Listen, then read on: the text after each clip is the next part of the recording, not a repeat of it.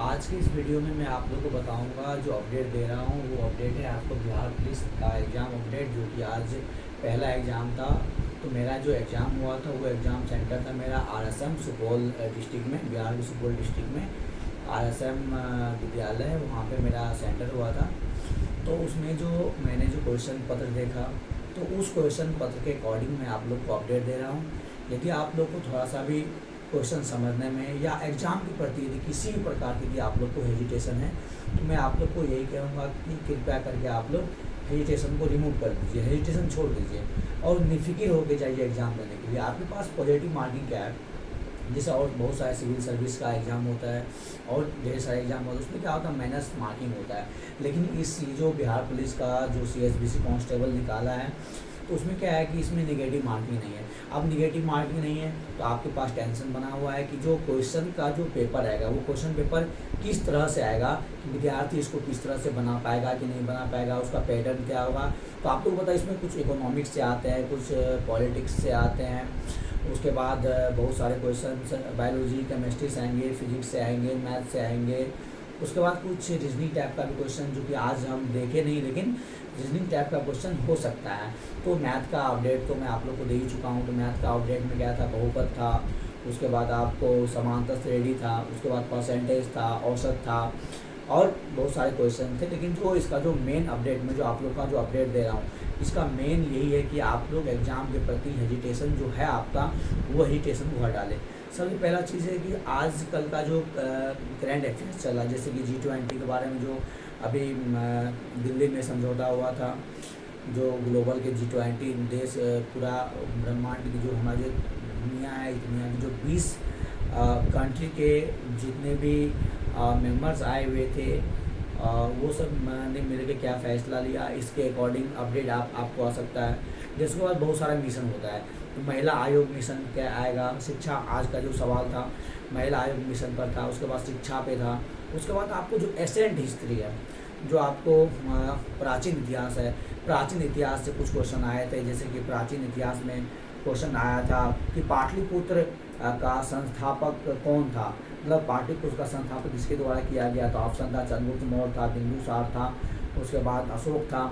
तो ये जो क्वेश्चन था, ये क्वेश्चन आपको थोड़ा बहुत दिक्कत डाल सकता है। इसलिए आप लोग से निवेदन है कि आप लोग प्राचीन इतिहास, मध्यकालीन इतिहास और जो आधुनिक इतिहास है, ये सब आपको हाई लेवल की पढ़ाई नहीं करनी। ये सिर्फ इससे आपको उतना पढ़ना है जितना में आपका जो इंटर लेवल का जो सिलेबस है वो सिलेबस आपको सिर्फ इंटर लेवल की सिलेबस को लेके चलना है।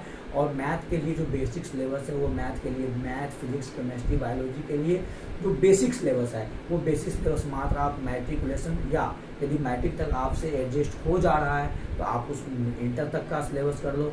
यदि नहीं हो रहा है तो आप यदि मैट्रिक तक यदि नहीं कर पा रहे हैं तो मैट्रिक तक का सिलेबस आप अच्छे से क्लियर कर लो। हाँ, रीजनिंग का कोई क्वेश्चन नहीं होता। इंग्लिश में जो क्वेश्चन आया, इंग्लिश में बहुत ही आसान क्वेश्चन आया। जैसे इंग्लिश में क्वेश्चन आया था, जो सेंटेंस दिए हुए थे वो सेंटेंस को रॉन्ग है या राइट है। जो 3 सेंटेंस दिए हुए, 3 सेंटेंस में रॉन्ग है राइट है। हिंदी में भी वही है कि 4 सेंटेंस दिए हुए, 4 सेंटेंस में दिया हुआ कौन सेंटेंस गलत है वो देखना है। उसके बाद इंग्लिश में फिर आपको था सिनोनिम्स क्या होगा, एंटोनिम्स क्या होगा, एडम्स क्या होगा, फ्रेज क्या होगा। और सेम टाइप हिंदी में भी था, आपको मुहावरा दिया हुआ था। जैसे एक क्वेश्चन था जो सब कुछ जानता हो, ये तो बचपन से ही पढ़ते हैं, जो सब कुछ जानता हो वो सर्वज्ञ कहलाता है। ये भी क्वेश्चन आज के विषय में दिया हुआ था। जो मेरा प्रश्न पत्र था वो प्रश्न पत्र था ए और कोड था ई। तो ये सारा चीज़ अपडेट आप लोग को दे दिया हूँ। तो सबसे पहले जो टेंशन लेने वाली बात है, कोई टेंशन नहीं लेना है। जितने भी आयोग हैं, अब यहाँ पे महात्मा गांधी का चंपारण सत्याग्रह आंदोलन क्या था, ये सब चीज़ आपको क्वेश्चन पूछा जा सकता है। मैं ये नहीं कहूँगा कि क्वेश्चन नहीं पूछा जा सकता है, ये क्वेश्चन आपको पूछा जा सकता है। लेकिन इस क्वेश्चन की तैयारी आप थोड़ा बहुत कर लें और रटना नहीं है, बस थोड़ा सा रिवीजन देके चलिए, सारा टेंशन दूर हो जाएगा। एग्ज़ाम इतना ईजी एग्ज़ाम इस बार का हो रहा है कि आप, और जैसे कि कुछ दिन पहले मैं बहुत सारा वीडियो देखा था यूट्यूब पे, उस वीडियो में ये दिया गया था कि जो इतिहास का जो क्वेश्चन आ रहा है, पॉलिटिक्स का क्वेश्चन आ रहा है, इकोनॉमिक्स का क्वेश्चन आ रहा है, वो क्वेश्चन बहुत ही हार्ड आ रहा है। हालांकि 2023 के कुछ क्वेश्चन थे, बिहार पुलिस के 24 के कुछ क्वेश्चन थे। उस क्वेश्चन में आपको जो क्वेश्चन पूछा था, जैसे मेजनी के एकीकरण के बारे में पढ़ दिया था, ऑस्ट्रिया के बारे में बता दिया गया था, जर्मनी के बारे में बता दिया था। ऐसा क्वेश्चन इस बार एक भी नहीं आया है। आप लोग निश्चित होकर फ्री माइंड होकर एग्ज़ाम दो, और मैं आशा करता हूँ कि आप लोग जो एग्ज़ाम क्रैक कर लोगे। एग्ज़ाम के बाद जितने भी लड़के हैं उनके लिए फिजिकल है, तो फिजिकल की तैयारी करना। यदि आपको लगता है कि आपने पेपर अच्छा से दे दिया है तो आप फिजिकल की तैयारी में जुड़ जाइए। यदि आपको लगता है कि आपने अच्छा से पेपर नहीं दिया हुआ, आपका पेपर अच्छा नहीं गया हुआ, तो भी फिजिकल में जुड़े रहिए। और साथ में इंटर लेवल में बहुत सारा वैकेंसी आया है, जो ब्लॉक में बहुत सारा वैकेंसी आया है बिहार SSC के अंतर्गत, उस पर 40,000 कुछ वैकेंसी, और फिर बिहार पुलिस में निकलने वाला है।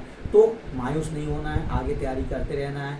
आज जिसका पहला एग्ज़ाम हुआ, वो जो एग्ज़ाम दिए उनके लिए बेस्ट ऑफ लक पहले से हमारा था। और जो बच्चे एग्ज़ाम देंगे वो कुछ सोचिए मत, मैं जो बोल रहा हूँ उसे ध्यान दीजिएगा। मैथ का जो बेसिक कॉन्सेप्ट है, उसके बाद बायोलॉजी, केमिस्ट्री, फिजिक्स का जो 10वीं क्लास तक का जो स्तर है, बस उसको आप क्लियर कीजिए। और जो इतिहास है, इतिहास को आप जो सबसे पहले जो 10वीं लेवल तक का इतिहास है, उस इतिहास को कंप्लीट कर लीजिए। उसके बाद 12वीं के इतिहास में जाइए, थोड़ी बहुत करंट अफेयर्स कर लीजिए, और जितने भी आयोग है, जो भी आंदोलन है, उसको बस दिमाग में रखिए, आपका एग्ज़ाम क्रैक हो जाएगा। ये बिहार पुलिस का जो एग्ज़ाम अपडेट है वो मैं दिया, बिहार पुलिस CSBC जो केंद्रीय चयन जो निकाला है, ये चीज़ आपसे हो जाएगा। आपको मायूस नहीं होना है, आप कर सकते हो। और जुड़े अपडेट के लिए हमारा चैनल को सब्सक्राइब कर लीजिए और हमारे चैनल से जुड़े रहिए, ताकि आपको जो अपडेट है वो अपडेट मिल सके। जब तक मैं नहीं करूँगा तब तक मैं आप में जज्बात नहीं ला सकता, जब तक मैं नहीं करूँगा तब तक आप में जज्बा नहीं ला सकता। अब जब आप करोगे तो दूसरों में जज्बा खुद ब खुद आ जाएगा। धन्यवाद, वीडियो देखने के लिए धन्यवाद।